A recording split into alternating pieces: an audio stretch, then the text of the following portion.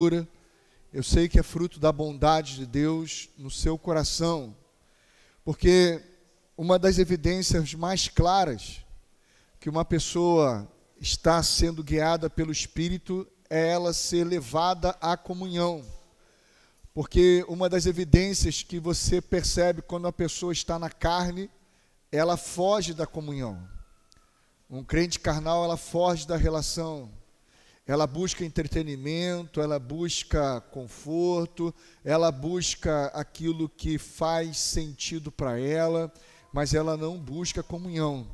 Então, quando uma pessoa está buscando a comunhão, isso é um dos sinais claros da atuação do Espírito Santo de Deus na vida dela. Então, eu louvo a Deus do fundo do meu coração por cada irmão que carinhosamente, gentilmente, recebi biscoitinho, banana, recebi tudo e de forma muito gostosa a gente louva o Senhor por esses gestos assim tão singelos da graça dele.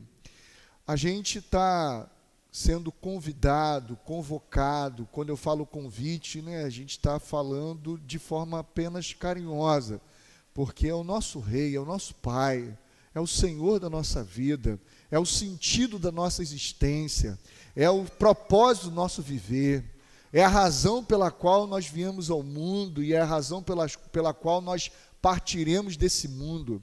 Não existe sentido para a gente fora do Cristo.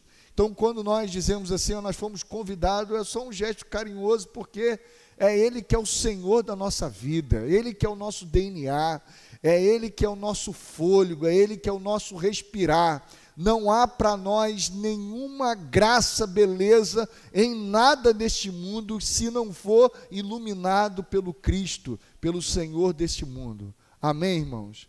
Então, nós fomos convidados por esse Pai amoroso a mergulhar na sua palavra, e hoje nós estamos tendo aí uma conversa sobre promessas de Deus, sobre as promessas de Deus. João fala lá na primeira carta, no capítulo 2, dizendo, e esta é a promessa que ele nos fez, a vida eterna. E a gente está conversando sobre promessa, sobre a promessa de Deus.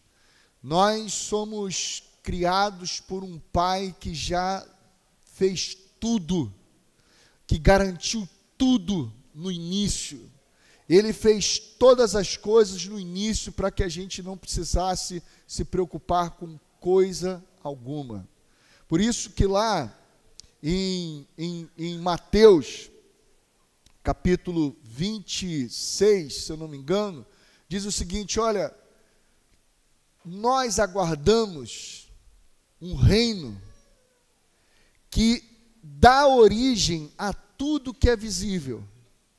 O reino de Deus, o novo céu e a nova terra, não é algo que será, é algo que é. É algo que é. Então nós estamos tendo uma conversa sobre promessas, e eu gostaria de convidar você, em nome de Jesus.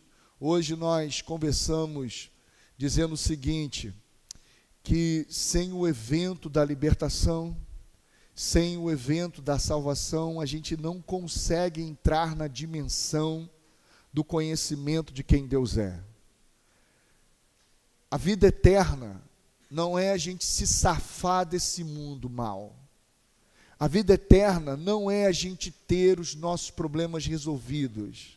A vida eterna não é a gente ter uma conta bancária melhor. A vida eterna não é a gente conseguir colocar ar-condicionado na igreja, ainda que isso seja muito bom, mas é passageiro.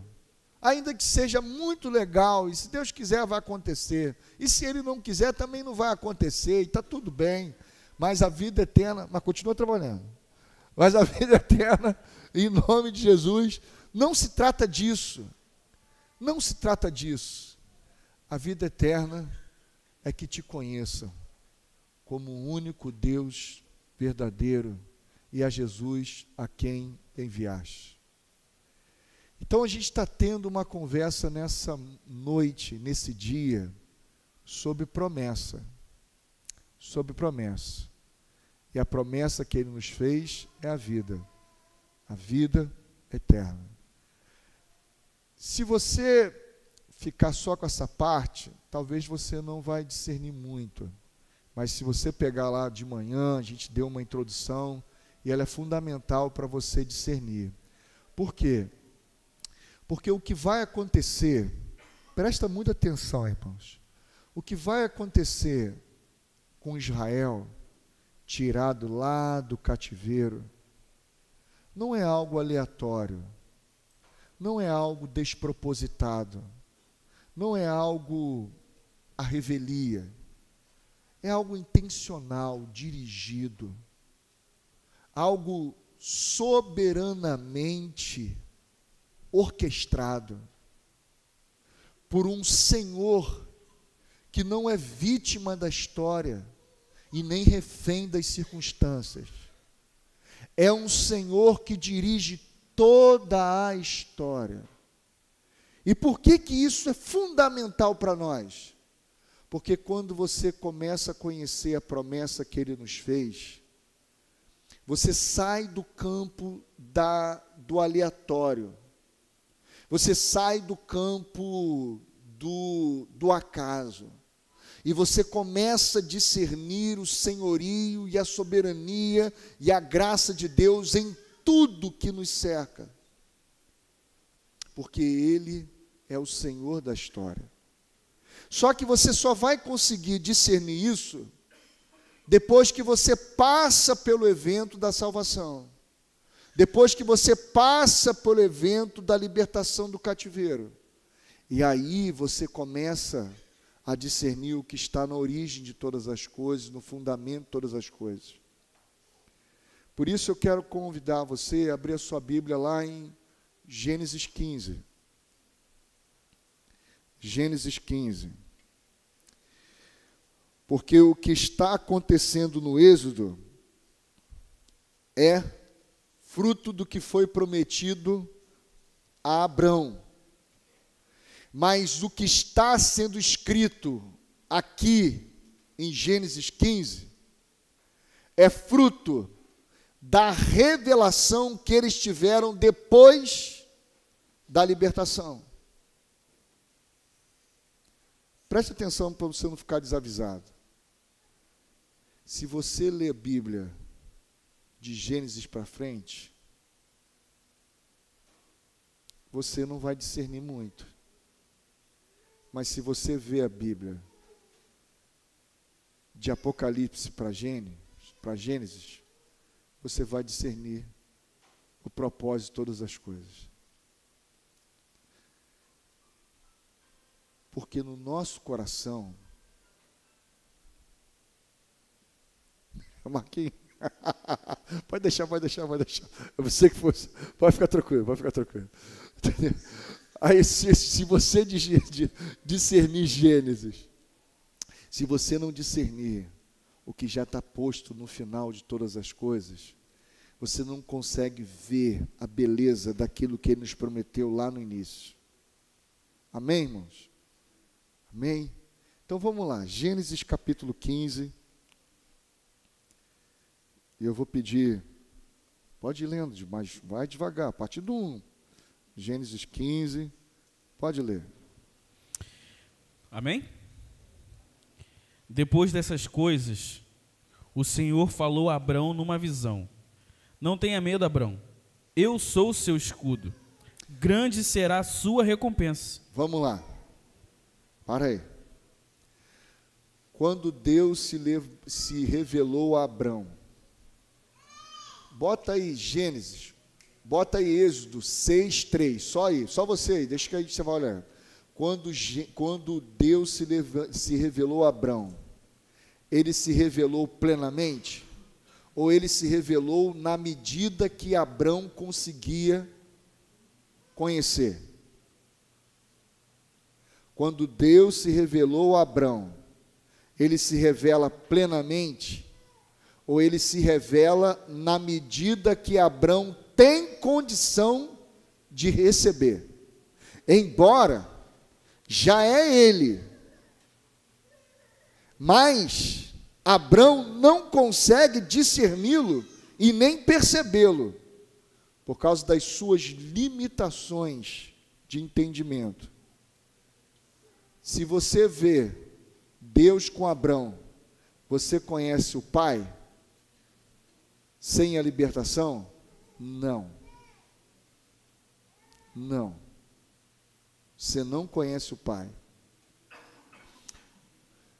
Êxodo 6:3. Como é que está ali? Lê ele para a gente. Deixa a turma ler. 1, 2, 3, já. Vai.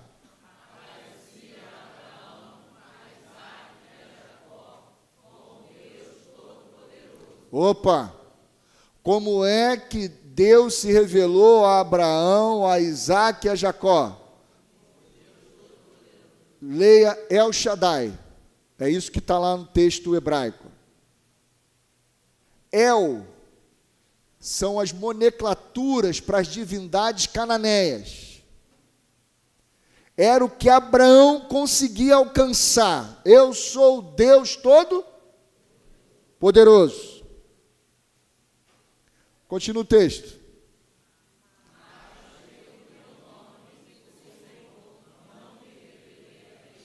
Opa! Mas pelo meu nome e Avé, o eu sou. E o que a gente descobriu hoje de manhã, o que nos foi revelado sobre quem eu sou? Eu sou quem, gente? Não sou eu não. Eu sou do texto bíblico. Eu sou quem? Eu sou o Pai. Por isso que a imagem que ele se revela, ele aponta para uma relação de paternidade. O Deus de Abraão, o Deus de Isaac, o Deus de Jacó.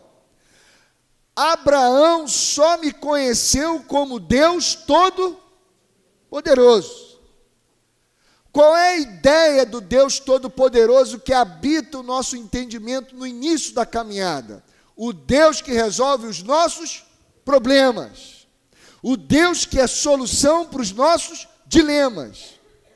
O Deus que vai suprir as minhas necessidades. O Deus que supre as minhas necessidades é o Deus do início da nossa caminhada. É uma conversa que ele tem conosco logo de início, logo de base, logo assim de forma mais primitiva. A conversa mais inicial que Deus tem conosco, quando começamos a caminhada, é sobre necessidades. Por isso que ninguém busca a Deus porque está com a vida resolvida. Todos nós, quando começamos a buscar a Deus, nós buscamos a Deus por causa das nossas. Tanto é que quando as pessoas estão com as contas pagas, está tudo resolvido, uma das perguntas que ela faz é: para que eu preciso de Deus? Minha vida está toda resolvida. Como a minha vida está toda resolvida, eu não preciso de Deus.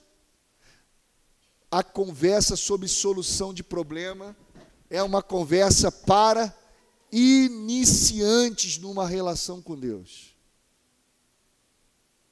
Por isso, Abraão é o início. Aí ele se revela para Abraão como Deus poderoso. Amém, irmãos? Mas aqui no Êxodo, ele está se revelando como o eu sou. Eu sou quem? Eu sou o Deus do teu pai, Abraão, o Deus do teu pai, Isaac, o Deus do teu pai, Jacó. A imagem que ele apresenta é de uma relação familiar. É uma imagem que ele apresenta é de uma paternidade. Quem está tirando o povo do Egito não é o Deus Todo-Poderoso. Quem está tirando o Deus do Egito é o Pai. Porque o propósito do Pai não é resolver os problemas dos filhos. O propósito do Pai é revelar para cada filho o seu desígnio eterno, o projeto que ele tem para cada filho eternamente. O propósito do Pai, ao tirar o filho da escravidão, da ignorância, é devolvê-lo para a vocação eterna dele, de herdar a terra e assumir a sua responsabilidade no mundo. Amém, irmãos? Então, a primeira fala, agora volta para Gênesis, segura aí, volta para Gênesis 15, volta para a leitura do texto. Olha como é que Deus se apresenta agora em Gênesis 15. Vai. Mas Abrão perguntou. Não, volta para o 1 de novo. Volta para o 1 de novo. Vai, depois dessas coisas, o Senhor falou a Abrão numa visão. Não tenha medo, Abrão. Eu sou o seu escudo. Escudo fala de quê, irmãos? Proteção, garantia. Quando é que um ser em desenvolvimento precisa ser mais protegido? Quando é quem? Qual é a fase da nossa vida, qual é a fase do nosso desenvolvimento que nós precisamos ser mais protegidos? Quando nós somos crianças. Então, quando nós somos crianças, Deus conversa com a gente sobre proteção. Mas à medida que nós vamos crescendo, Deus passa a conversar conosco sobre segurança e não proteção. Porque segurança é diferente de proteção. Um capacete numa obra é capacete de proteção ou segurança? O capacete protege de cair um tijolo na sua cabeça? Não. O capacete assegura que caindo um tijolo na sua cabeça não vai fazer tanto dano, mas ele não impede de cair um tijolo na sua cabeça. Então o pai vem e diz assim: quando você passar pelas águas, ele te protegeu de passar pelas águas? Não, elas não te afogarão. Quando você passar pelo fogo, ele te protegeu de passar pelo fogo? Não, ele não te queimará, eu te asseguro. O que eu te asseguro? Que nem a morte, nem a vida, nem o presente, nem o porvir, nem os principados, nem a potestades, nem os dominadores dessa era, nada pode separar você da minha mão. Eu estou convosco todos os dias. As coisas estão bem? Estou convosco. As coisas estão difíceis? Estou convosco. Está passando por um momento triste? Estou convosco. Está passando por um momento alegre? Estou convosco. Em tudo isso, a gente pode, naquele que nos fortalece. Então, só que quando a gente é menino, o início da nossa caminhada, a conversa é sobre escudo, a conversa é sobre poder. Mas é uma conversa com criança. Por isso que Paulo, mais para frente, vai dizer, olha, o herdeiro, embora sendo herdeiro, embora tendo vocação de príncipe, de governante, de iluminador da terra, mas enquanto criança, em nada difere ele de um escravo, porque eles vão ver a vida como necessidade,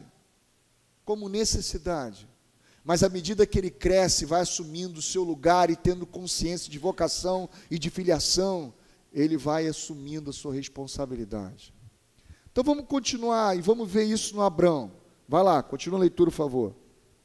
Mas Abrão perguntou: ó soberano Senhor, que me darás, se continuo sem filhos e o herdeiro de que possuo é Eliezer de Damasco? E acrescentou: tu não me deste filho algum, um servo da minha casa será o meu herdeiro. Meu irmão, para Abrão, qual era o problema? Era só ter um filho. Para Abrão era só ter um filho. Então toda a conversa que Abrão tinha com Deus era sobre filho. Qual era o problema de Abrão? Não conseguia ter filho com Sara. Se Deus resolvesse isso, para ele já estava suficiente. Se ele suprisse essa necessidade, para ele já estava suficiente, já estava de bom tamanho. Por isso, meu irmão, alguém já viu gente que quando está passando por problema e não conhece Deus Pai, aí ora, jejua, chega, chora. Mas assim que resolve os problemas, ó, some. Alguém já viu isso em uma terra distante? Entende? negócio está ruim para ele, está ruim para ela. Senhor, meu Deus, irmãos, ora por mim, pede oração, pede tudo, mas assim que resolve, some. Porque o Deus dele é do tamanho do seu ventre. Qual era o tamanho de Deus para Abrão? Era do tamanho da necessidade dele. Qual era a necessidade dele? Gerar um filho do seu ventre, gerar um filho da sua carne. Entende, irmão? Por isso que quando a vida vai rodando, irmãos, quando a pessoa está com as contas pagas, quando a pessoa está assim com saúde, quando as pessoas estão ainda com a sua autonomia, o que elas pensam? Para que eu vou me voltar para Deus? Não preciso de ninguém, não. Preciso de ninguém, não. Preciso de ninguém, não. Eu falo aqui com Deus, Deus me ouve, eu estou aqui. Não preciso de ninguém, não. Toca a vida. Porque a mente dela ainda é uma mente infantil. Se achando muito esperta, a mentalidade dela é de criança. A mentalidade dessa pessoa é de criança. Porque Deus para ela é do tamanho das suas necessidades. Eu não estou falando isso para ofender ninguém, não, por favor, tá, irmão? Nós estamos conversando aqui sobre um padrão de entendimento e da fase nossa que nós temos de desenvolvimento. Então, Abraão está conversando com Deus sobre as suas necessidades. Aí Deus faz uma coisa, irmãos, linda. Porque se Abraão fosse mais maduro, o papo não seria esse, não, irmão. O papo não seria nisso, não. Mas como Abraão é mais assim, crente, mais filhotinho ainda, olha o que Deus faz com Abraão. Vamos seguir no texto. Então o Senhor deu-lhe a seguinte resposta: seu herdeiro não será esse, um filho gerado por você mesmo será o seu herdeiro. Levando-o para fora da tenda, disse-lhe: olhe para o céu e conte as estrelas, se é que pode contá-las. E prosseguiu: assim será a sua descendência. Abraão creu no Senhor e isso lhe foi acreditado como justiça. O que Deus fez com Abraão, irmãos? Abraão, você está pensando, presta atenção aqui, irmão. Abraão, você está pensando que eu, numa relação contigo, estou aqui para resolver o seu problema e estou aqui para te dar o que você imagina e pensa. Sabe o que você pensa, Abraão? Você pensa o seguinte: se meu filho passar num bom vestibular, se meu filho ingressar numa boa faculdade, se meu filho entrar numa boa carreira pública, se meu filho conseguir montar uma empresa de sucesso, onde ele tenha suas contas pagas, onde ele consiga pagar um colégio bom também para os seus filhos, um bom plano de saúde, e na velhice ele não vir me apurrinhar para me botar no empréstimo, no BMG, para mim já está bom. Na mentalidade do Abrão, a satisfação dele era o filho passar onde? Num concurso público. A satisfação dele era o filho conseguir um bom emprego.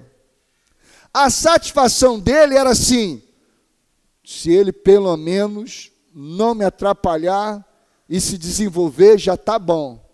Mas o que o pai faz? O pai pega Abrão e faz o quê? Tira ele da onde? Tira ele da onde? Da casa. Tira ele do entendimento e fala assim: Abrão, você está pensando num filho imediato. Eu estou pensando, Abrão, em encher a terra com aquilo que eu vou fazer por meio de você. Abrão, o que você está me pedindo cabe na sua tenda, mas o que eu estou pensando a teu respeito é maior do que você pode pedir, pensar e imaginar. Eu quero encher a terra com a sua descendência. Eu quero fazer algo que você jamais pode pensar. Daqui a 400 anos, Abrão, vocês serão mais de 600 mil homens. Tudo que descendeu de você E você jamais poderia conversar comigo a esse respeito. Eu não caibo no seu pensamento, eu não caibo no seu entendimento. É maior, irmãos. Irmãos, você está olhando o seu filho perto. Deus está vendo uma cidade cheia daquilo que Deus quer fazer por meio da sua descendência, da descendência gerada no espírito dele. Você consegue imaginar, irmãos, daqui a 100 anos, o número de gente que foi afetada por aquilo que Deus fez através da sua descendência?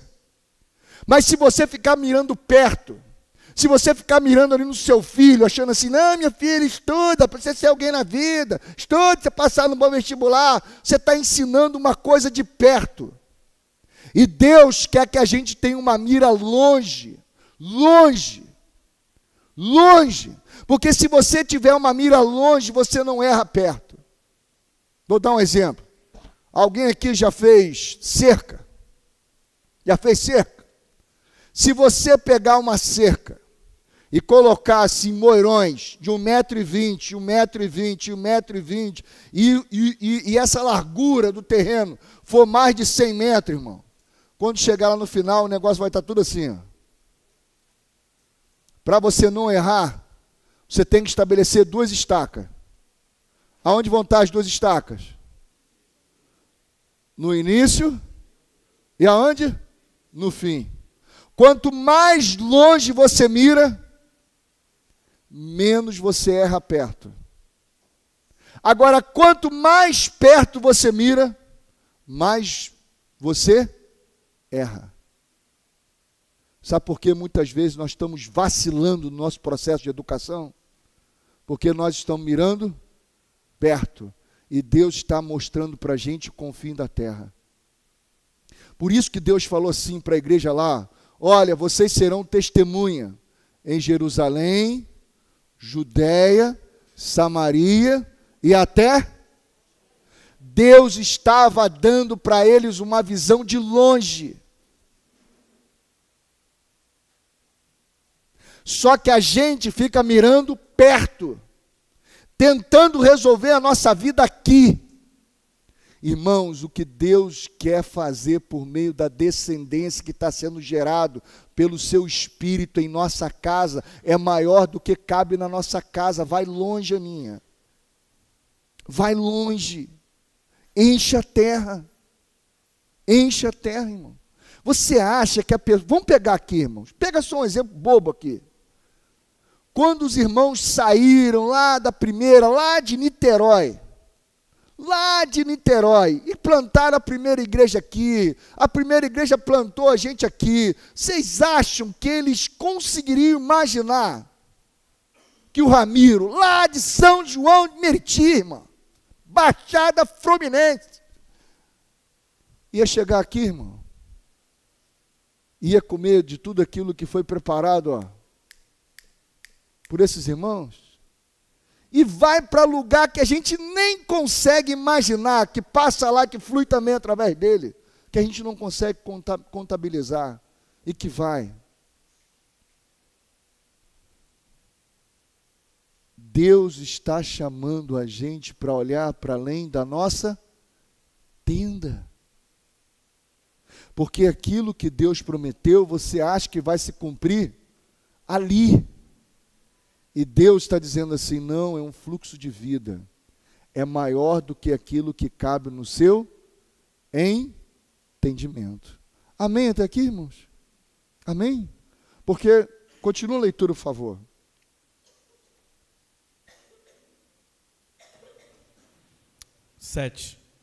Disse-lhe ainda, eu sou o Senhor que tirei de Ur dos Caldeus para dar-lhe esta terra como herança.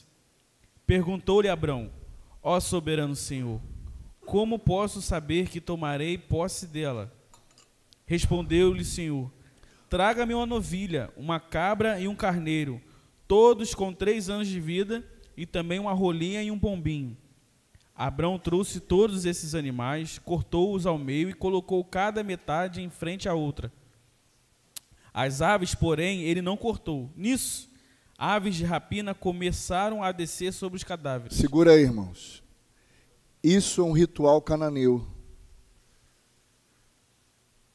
Isso aqui era um ritual cananeu. Só que Abraão só conseguia entender uma linguagem ainda pequena. Deus faz com ele o ritual que cabia dentro do entendimento dele. E sabe como é que era o ritual? Se eu fizesse um trato com Daiane, dou minha palavra que vou te dar esse púlpito aqui. Aí você, tá bom, dou minha palavra que vou te dar esse daqui. Beleza, nós combinamos. Nós fizemos um pacto. Como é que a gente sabe que um vai cumprir a palavra? Não tinha contrato, não tinha, fazia-se um pacto. Como é que era o pacto? A gente trazia animais, cortava os animais ao meio e passava no meio dizendo o seguinte: assim aconteça com aquele que não cumprir a sua palavra. Aquele que não cumprir a sua palavra será despedaçado. Deus chega para Abrão e fala assim: vai lá. Porque o que Abrão está perguntando? Como saberei? Olha, Abrão, como eu saberei que o Senhor está falando a verdade? Como saberei que o Senhor me garante isso daí? Aí Deus desce ao nível dele, entende? Entende? Você acha que uma divindade poderosa, irmão, ia se rebaixar um negócio desse? Só sendo um pai, irmão. Só sendo um pai para se rebaixar. A divindade poderosa, porque assim, ah, você está duvidando de mim, né? Chapuletava um fogo lá, irmão. Na hora. Chapuletava logo um fogo, mas o pai não. Meu filho, vamos lá, vamos fazer um trato aí. O que você tem? Aí, corta os animais aí. Aí presta atenção na cena, irmão. Presta atenção. 12. Ao pôr do sol, Abrão foi tomado de sono profundo, e eis que vieram sobre ele trevas densas e apavorantes. O que você acha que é a treva densa apavorante, irmão? O que Deus está fazendo é sempre maior do que aquilo que cabe na nossa mente. E isso às vezes nos apavora. Apavora. Deus vem e faz promessas para a gente que a gente não entende. E a gente fica assim, meu Deus do céu. Enquanto a gente é criança, a gente fica apavorado. Mas à medida que a gente vai conhecendo a Deus, a gente fica empolgado. Amém, irmão? Vamos lá, vamos seguir. Então o Senhor lhe disse: saiba que os seus descendentes serão estrangeiros numa terra que não lhe pertencerá, onde também serão escravizados e oprimidos por 400 anos. Irmãos, Abraão estava conversando com Deus sobre quantos filhos? Quantos? 1. Qual era o tamanho do problema de Abraão? 1. Qual era o tamanho de Deus de Abraão? Do ventre. Agora o pai começa a falar com ele sobre o quê? Sobre uma descendência. Descendência. E queria acontecer o que com essa descendência? Queria acontecer o que, irmão? Ia ser o quê? Vem de novo, o pessoal dormiu ali. O pessoal dormiu. Então o Senhor lhe disse: saiba que os seus descendentes serão estrangeiros numa terra que não lhes pertencerá, onde também serão escravizados e oprimidos por 400 anos.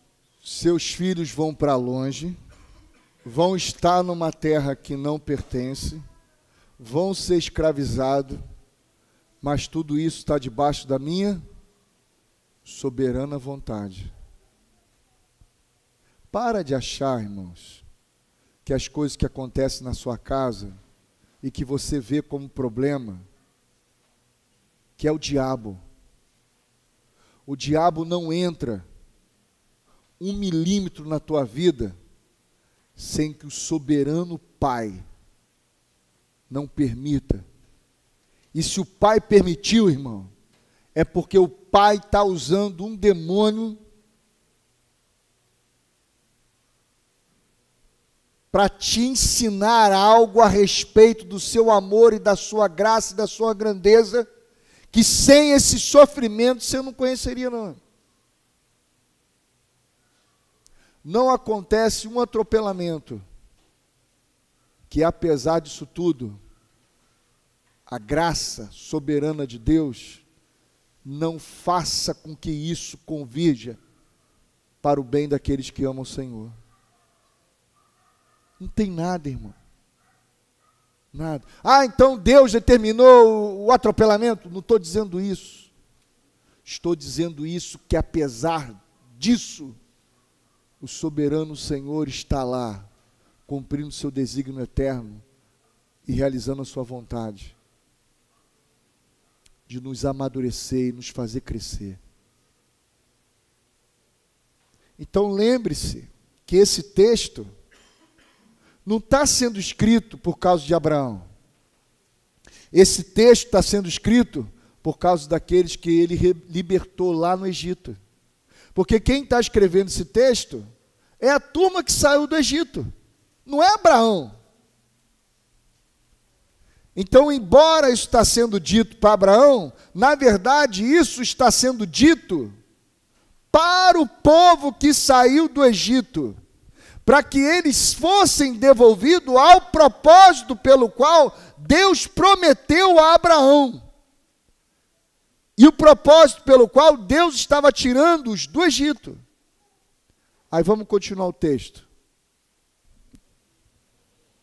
Mas eu castigarei a nação a quem servirão como escravos, e depois de tudo sairão com muitos bens. Você, porém, irá em paz aos seus antepassados. Lembra disso, irmão? E depois de tudo sairão com muitos bens. Castigarei a nação e tal. Para que está falando isso para Abrão? Na verdade está falando isso para Abrão, mas querendo ensinar quem? A turma da libertação. Então, para que o nosso pai estava falando isso para Abrão? Para ensinar a gente, a turma da libertação, a se voltar para o propósito pelo qual ele nos libertou. E o propósito pelo qual ele nos libertou não foi para nos safar dos nossos problemas, não foi para que a gente ficasse ad eterno conversando com ele sobre necessidade. Essa é uma conversa primária, é uma conversa basal, é uma conversa de início. Ele diz assim: não ande ansioso quanto ao que comer, quanto ao que beber, quanto ao que vestir, porque são os pagãos, é gente que não conhece o Pai, é que faz essas coisas. Vocês busquem o reino de Deus, vocês se voltem para o propósito eterno do reino de Deus, e não fiquem conversando comigo sobre necessidade. Porque eu quero desenvolver em cada filho a maturidade, para que eles possam, aonde eles colocarem a planta dos seus pés, assumirem a sua responsabilidade, a sua autoridade de filho de Deus. Os irmãos estão entendendo? Por isso, irmãos, o diabo trabalha muito, e trabalha muito, não para que você tenha uma boa relação com ele, mas que a sua relação com Deus seja ruim, seja uma relação a partir das necessidades e não a partir dos propósitos e do propósito eterno. Amém? Está aqui, irmãos? Por quê? Olha, irmãos, lá para Gênesis 3,15. E aí eu vou passar a palavra para meus irmãos aqui.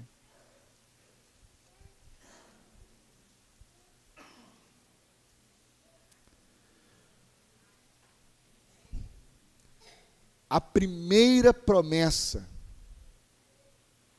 que aparece na Escritura Sagrada é essa daqui. Gênesis 3,15.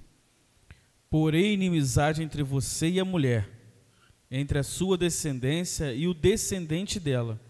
Este lhe ferirá a cabeça, e você lhe ferirá o calcanhar. Qual é a primeira promessa que Deus nos fez?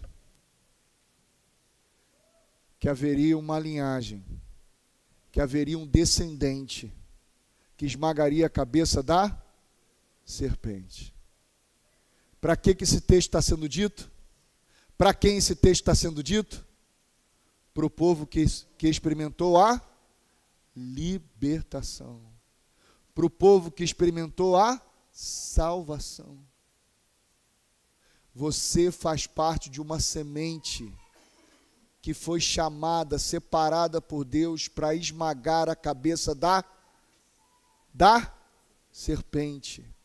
Só que a gente está pensando que a vida é comida e bebida, e nós estamos apenas nos preocupando em garantir um bom futuro para o filho que eu vejo. E Deus está lhe revelando filhos que você não vê, mas pela fé você crê que vai encher a terra. É uma linhagem, é uma descendência. É uma descendência, irmãos. Você crê que aquilo que está sendo gerado por meio desse Espírito do nosso Pai vai encher terra? Você crê, João Paulo, que aquele netinho lá faz parte dessa promessa, que mesmo que o seu filho tenha sido levado, que aquele descendente que ficou faz parte dessa promessa aqui, que vai encher a terra, que é para além daquilo que você podia pensar, pedir ou imaginar a Deus. E ele está chamando para você assim: João Paulo, fica firme, porque o que eu estou fazendo é muito além do que você conseguia pensar ou imaginar. Você está entendendo, meu irmão? Você está entendendo, irmão?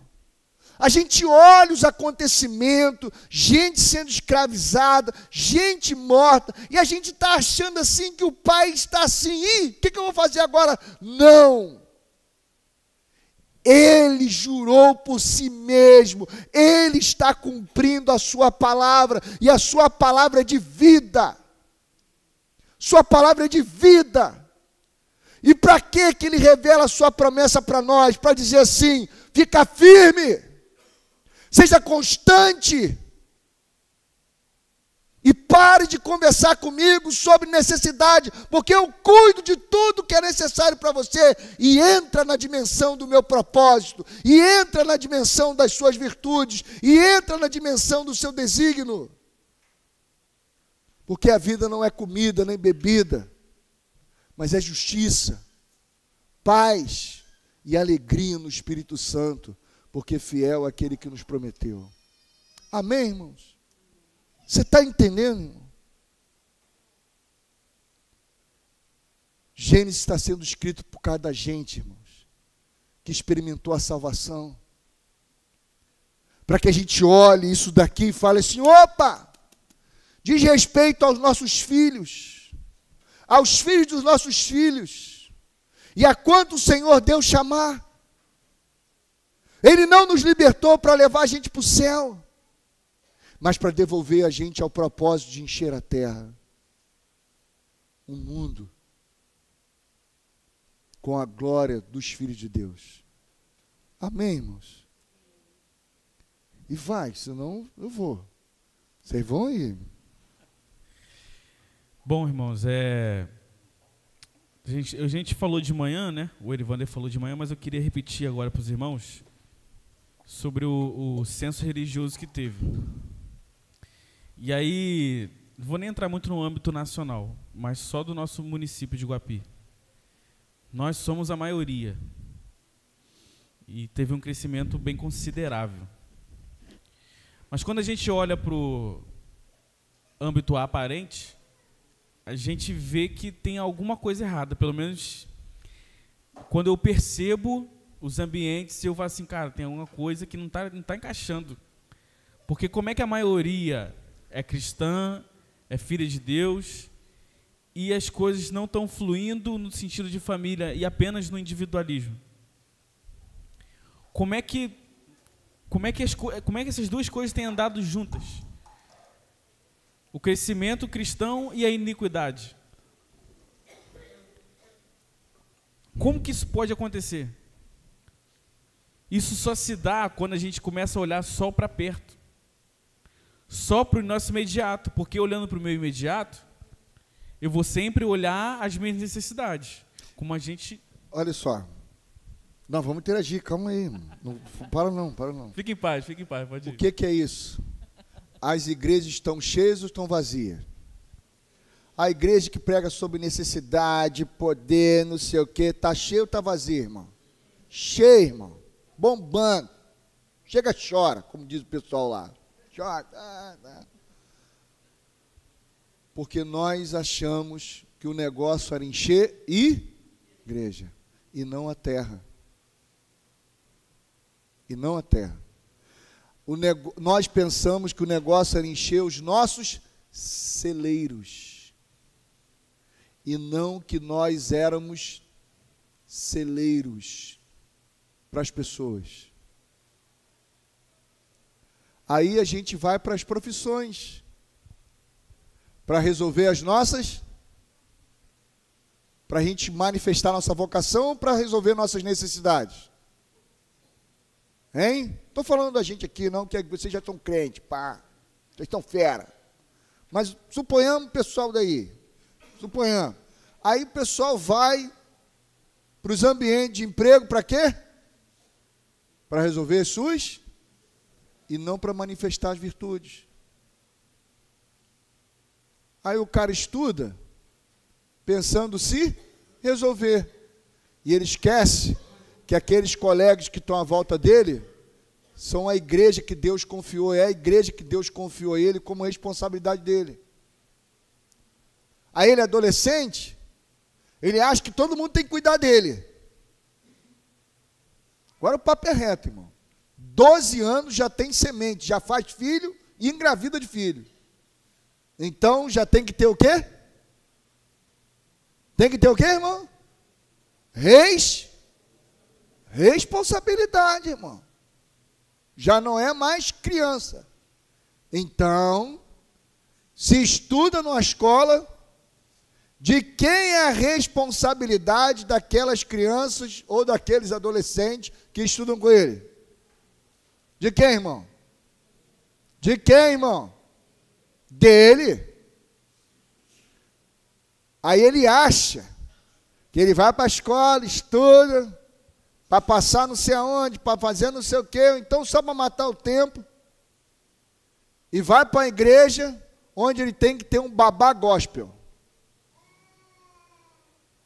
Não, irmãos, o líder de adolescente é um cara, ou é uma cara, ou são os dois caras, que estão lá para estimular, evocar, lembrar a vocação de cada filho de Deus na proporção das suas responsabilidades. Amém, irmãos? Tem adolescente aí do seu lado? Fala assim, você está entendendo o papo? Fala para ele, está entendendo o papo? Não, está ali, está com ele não, não é com ele não, não é com ele não, aqui, não é com ele não, não é com ele não, é contigo, irmão, tu é filho de Deus, mano. Você é filho de Deus. Amém? Então, isso que o Filipe está falando é resultado da gente encher a igreja, mas sem a consciência de encher a terra. Então, nós temos 36% de maioria na terra ou nas igrejas? Na terra ou nas igrejas, irmão? A gente aprendeu assim, vamos povoar o céu. Se Deus quisesse povoar o céu, você se convertia e levava para onde logo? Isso é tão... A gente precisa meditar nisso, porque olha o movimento do nosso município. Conversa bem franca. Aniversário do município. O que tem lá? Show. Começa com G e termina com gospel. Show gospel. Gente, talvez a gente que é um pouco mais novo, o pastor já é mais velho, ele sabe.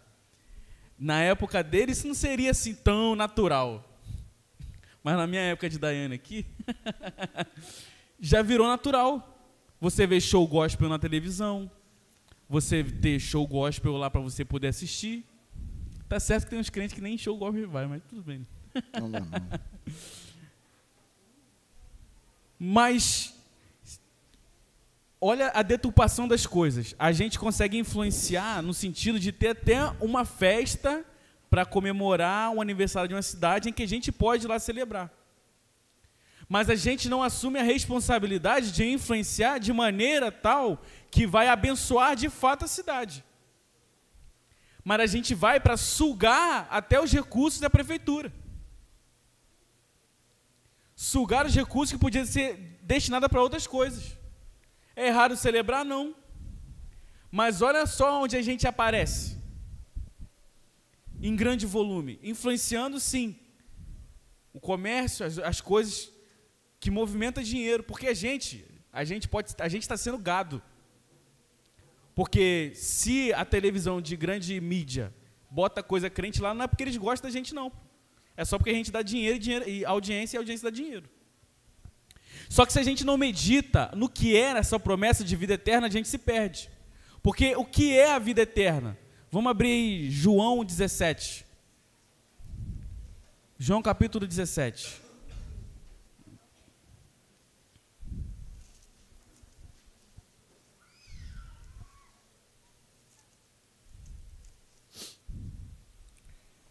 João 17 diz, de 1 ao 3, depois de dizer isso, Jesus olhou para o céu e orou, Pai, chegou a hora, glorifica o teu Filho, para que o teu Filho te glorifique, pois lhe deste autoridade sobre toda a humanidade, para que conceda a vida eterna a todos os que lhes deste.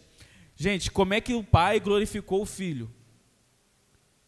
Sacrificando, entregando a humanidade. No versículo 3, e qual é essa vida eterna que Jesus está falando? Esta é a vida eterna, que te conheçam, o único Deus verdadeiro e a Jesus Cristo a quem enviaste. Qual é a nossa promessa de vida eterna? Conhecer o Pai, conhecer a vontade do Pai. E conhecendo a vontade do Pai, eu conheço como é que você vive uma vida eterna. Uma expressão disso, sendo glorificado. E como é que você é glorificado? Sendo entregue. E não sugando algo. Por isso a gente precisa meditar nisso. Para que, quando nós formos uma expressão de unidade, a gente vai encher a terra. E não sugar da terra. E a gente precisa meditar nisso. Porque esse esforço não é uma coisa natural que acontece no estalo. Não é, estamos aqui falando agora, e se a gente não orar e meditar nisso, isso não vai ser uma expressão na nossa vida. Então essa é a vida eterna, que conhecer o Pai, e conhecendo o Pai, a gente vai sendo glorificado, ou seja, é entregue em direção ao outro. Porque senão a gente se perde nas necessidades e não enxerga no longe. Porque quando Jesus fala, Pai, eu vim para isso, seja feita a tua vontade. Não é para ser bem visto, bem quisto, mas é para cumprir o propósito. E nessa direção de conhecer a vontade do Pai, eu quero que você abra aí Ezequiel capítulo 2.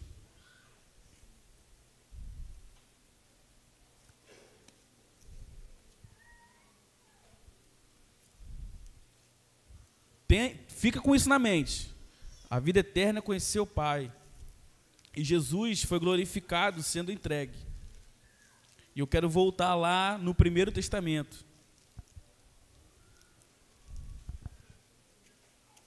Ezequiel capítulo 2. Ele me disse, filho do homem, fique em pé, pois eu vou falar com você. Enquanto ele falava, o Espírito entrou em mim e me pôs em pé, e ouvi aquele que me falava. Ele disse, filho do homem, vou enviá-lo aos israelitas, nação rebelde que se revoltou contra mim. Até hoje eles e os seus antepassados têm se revoltado contra mim. O povo a quem vou enviá-lo é obstinado e rebelde. Diga-lhe, assim diz o soberano Senhor, e quer aquela nação rebelde ouça, quer deixe de ouvir, saberá que um profeta esteve no meio dela. E você, filho do homem, não tenha medo dessa gente, nem das suas palavras. Não tenha medo, ainda que o cerquem espinheiros, e você viva entre escorpiões. Ainda que você seja glorificado, não tenha medo. Não tenha medo do que disserem, nem que fique apavorado ao vê-los, embora seja uma nação rebelde. Você lhes falará as minhas palavras, quer ouçam, quer deixe de ouvir, pois são rebeldes. Mas você, filho do homem, ouça o que lhe digo, não seja rebelde como aquela nação, abra a boca e coma o que vou lhe dar. Então olhei e vi a mão de alguém estendida para mim. Nela estava o rolo de um livro, que ele desenrolou diante de mim. Em ambos os lados do rolo estavam escritas palavras de lamento, prantos e ais. E ele me disse: filho do homem, coma este rolo, depois vá falar à nação de Israel. Eu abri a boca e ele me deu o rolo para eu comer. E acrescentou: filho do homem, coma este rolo que estou lhe dando e encha o seu estômago com ele. Então eu comi e em minha boca era doce como mel. Irmãos, por que eu quis trazer o chamado de Ezequiel para essa conversa? Porque Deus está falando para um povo que era o povo escolhido. E que Deus falou para ele: eles vão te ouvir ou não vão te ouvir, mas cumpra aquilo com que eu estou falando. Expresse a vida eterna. Expresse o conhecimento daquilo que eu estou falando e lembre a eles. Dê oportunidade. Se eles vão ouvir e se arrepender ou não, não importa. Mas permaneça como uma semente. Tanto que quando você prosseguir nesse texto, ele fala: tenha a testa dura, para que você não imite a rebelião deles. Ou seja, essa promessa de vida eterna, essa promessa de conhecer o Pai, tem um objetivo de revelar a sua natureza. E por isso a gente medita dia e noite, mergulhados nessa palavra, para que a gente não se perca nas coisas aparentes. Porque também não é olhar esse censo e dizer assim: nossa, esse povo aí é muito falso crente. Não, eu tenho que olhar isso com um espírito de unidade e me arrepender. Senhor, nos perdoe, para que a gente possa ter um coração sensível. E é por isso que de manhã, a gente falando, o pai vai lá e mata o primogênito do faraó, para que ele se torne sensível àquilo que ele está expressando. E nós temos essa oportunidade de perceber e de ter a sensibilidade daquilo que o Pai está falando, porque os tempos são maus. O tempo é tempo de frieza, e por isso nós precisamos a cada minuto, a cada segundo, bater e meditar nas mesmas coisas, para que a gente não se perca. E qual é as mesmas coisas? Conhecer o Pai, e conhecendo o Pai não fica as mesmas coisas, se renova. Porque se você observar no texto, e é bem sutil, mas ele fala que o que está escrito no rolo são ais, são coisas ruins, são prantos, são lamentos. Mas quando Ezequiel come e se alimenta, é doce como mel. Irmãos, percebe como o mundo está ficando mais complicado? Você está percebendo como é que o mundo está ficando mais complicado, apesar de aumento de número de religiosos? Você entende? Deus está chamando a gente aqui para ser luz e ser sal da terra. Deus está chamando a gente aqui para entrar nessa unidade com Deus. Esta é a promessa que Ele nos fez, a vida eterna. Daiane vai partilhar o que eu creio que está no coração dela, sobre isso, para que cada vez mais vá ficando claro nossa mente, nosso coração, e a gente vai entrando nesse universo aí, de vontade de Deus. Eu vou testemunhar, na verdade, porque assim, aconteceram tantas coisas nessa semana, né? E vou testemunhar em forma de um texto, para que a gente consiga conhecer a dimensão do que está sendo revelado. Então, assim, o Senhor tem dado uma porção que não cabe numa barriga mais de bebê. É uma porção que é para um adulto comer, para que ele fique firme e forte, para que ele dê de comer aos outros. Então, quando eu vejo aqui Hebreus, eu fui tirar minhas dúvidas ali com o pastor antes daqui, porque esse texto ficou muito no meu coração de manhã. Lá em Hebreus 11, os irmãos lembram que ele vai falando dos heróis da fé, né? E ele vai falando de Abraão, de Moisés, vai falando de Sara, coloca Raabe, e no versículo 13, ele fala assim: todos esses viveram pela fé, e morreram sem receber o que tinha sido prometido. Viram-no de longe e de longe o saudaram, reconhecendo que eram estrangeiros e peregrinos na terra. Eles miraram no que estava longe, por isso que a gente está aqui conversando sobre eles. Amém. E aí ele vai falando dos apóstolos mais para frente, lá no versículo, a partir do 34, 32. Que mais direi? Não tenho tempo para falar de Gideão, Baraque, Sansão, Jefté, Davi, Samuel, os profetas, os quais pela fé conquistaram reinos, praticaram a justiça, alcançaram o cumprimento de promessas, fecharam a boca de leões, apagaram o poder do fogo e escaparam do fio da espada. Da fraqueza tiraram força, tornaram-se poderosos na batalha e puseram em fuga exércitos estrangeiros. Houve mulheres que pela ressurreição tiveram de volta os seus mortos. Uns foram torturados e recusaram ser libertados, para poderem alcançar uma ressurreição superior. Outros enfrentaram zombaria e açoites. Outros ainda foram acorrentados e colocados na prisão, apedrejados, cerrados ao meio, postos à prova, mortos ao fio da espada. Andaram errantes, vestidos de pele de ovelhas e de cabras, necessitados, afligidos e maltratados. O mundo não era digno deles. Vagaram pelos desertos e montes, pelas cavernas e grutas. Agora, olha assim, olha 39 e 40. Todos esses receberam um bom testemunho por meio da fé. No entanto, nenhum deles recebeu o que havia sido prometido. Deus havia planejado algo melhor para nós, para que conosco fossem eles aperfeiçoados. A igreja, esse mistério de Deus que aperfeiçoa os nossos irmãos. E a gente mira longe, porque esses irmãos miraram sem conhecer a gente, sem nos ver. Essa semana a gente recebeu 2 adolescentes lá em casa, porque isso era algo que estava queimando no nosso coração. Eles foram lá. E aí a gente conversou, a gente preparou uma mesa, falou, não, eles são nossos filhos, a gente queria que os nossos filhos, Emanuel e Sara, vissem que nós tínhamos outros filhos que estariam na nossa casa, intencionalmente. E eles foram lá, a gente conversou, todo mundo junto.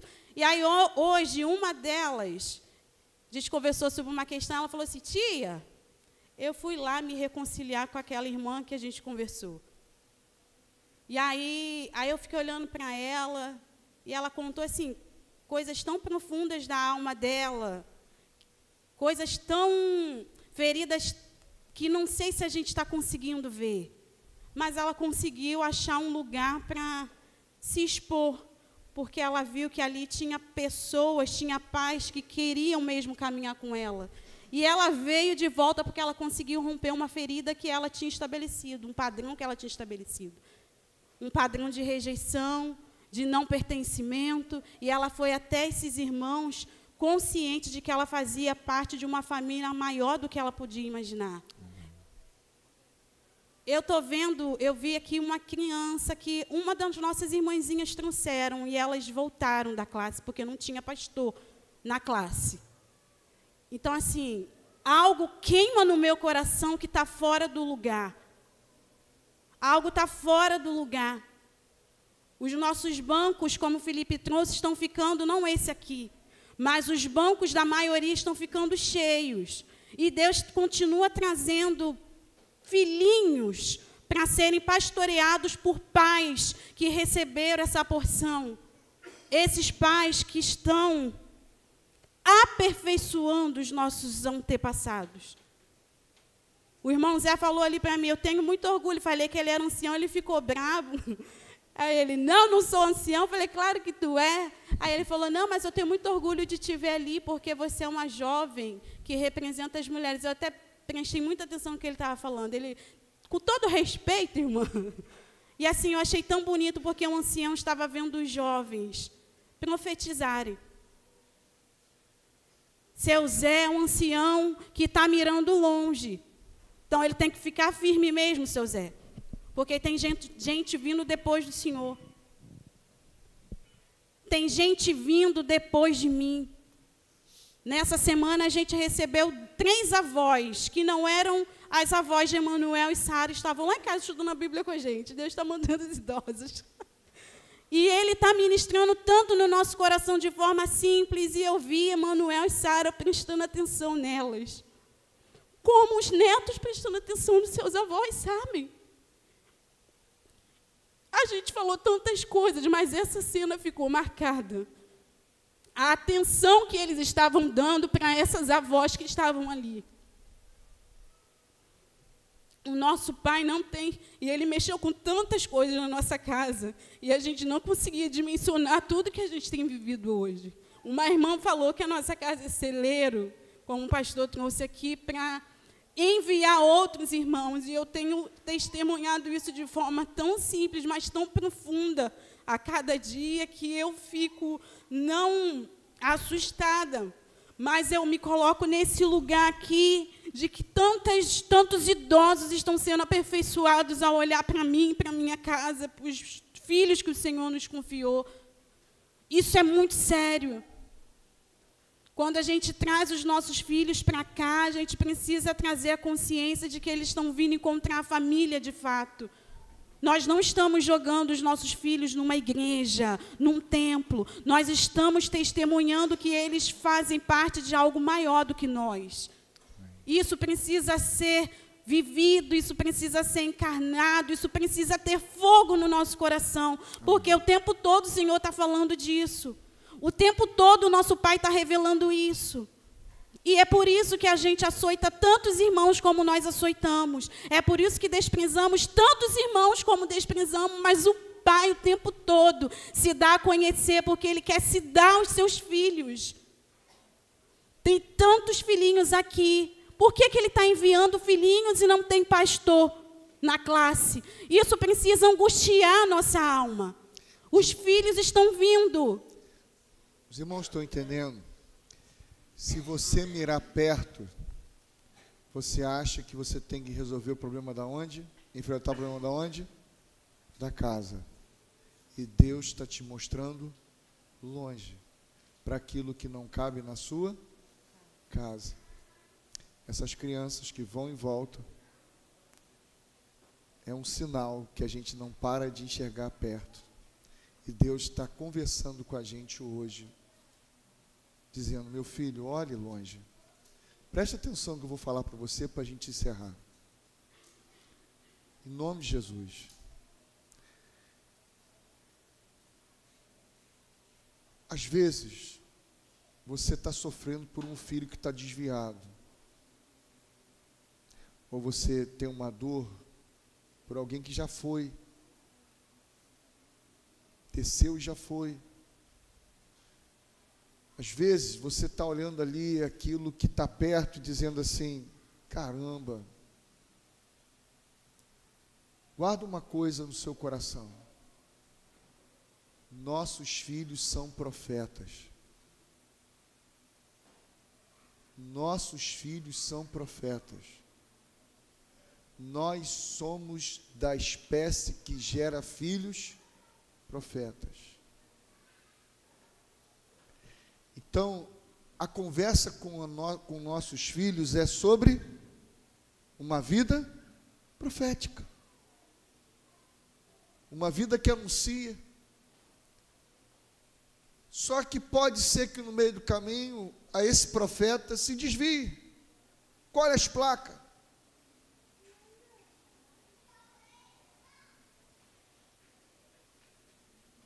Eu vou dizer uma coisa para você. Quem fez a aliança é fiel para cumprir o que prometeu. Às vezes, uma geração se perde. Só que a semente não se perde.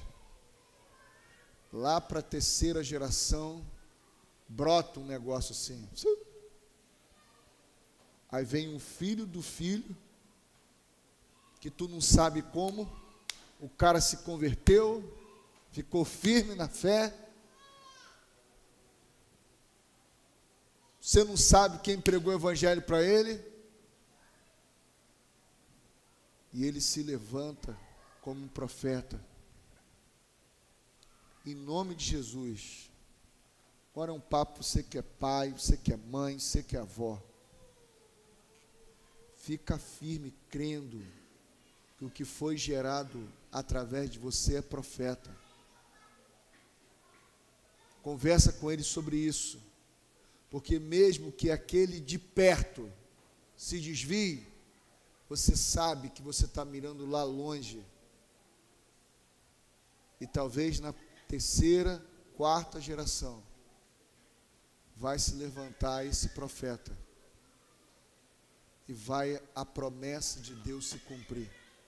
Para que todos aqueles, sem ele, não fosse aperfeiçoado, mas agora por eles, tudo que ficou no meio foi aperfeiçoado. Você está entendendo? Você está entendendo? Fica a boca aberta não, irmão. Fica firme. Fica firme. Fica firme. Qual era a probabilidade, Aninha, de você ser crente, Aninha? Qual a probabilidade de Aninha ser crente? Aninha, minha vizinha lá, irmão. Olha, sabe aquele negócio assim? Não é possível que um dia vai se converter. Cara, a Aninha está aqui, cara. Você está entendendo? Na linhagem da minha avó, que se converteu lá atrás, teve tia que morreu no espiritismo. Teve filhos que morreram em outra coisa. Mas também tem nós aqui. Tem nós aqui, gente. E essa turma toda é redimida pelo cumprimento dessa promessa que foi feita lá atrás. Há uma semente de um descendente que esmaga a cabeça da serpente. Meu irmão, em nome de Jesus, a história que daqueles que descenderam de você, a serpente pode ter mordido muito calcanhar, mas fique firme, crendo que o descendente da mulher esmaga a cabeça da serpente e redime todo mundo que está no meio. Você crê nisso? Você crê nisso? Então, que em nome de Jesus, irmão, você possa ser regido pela promessa de Deus. E essa promessa te encher de ânimo, de vigor, para que você pare de lamentar o que você está enxergando perto e comece a ver longe. Em nome de Jesus, amém.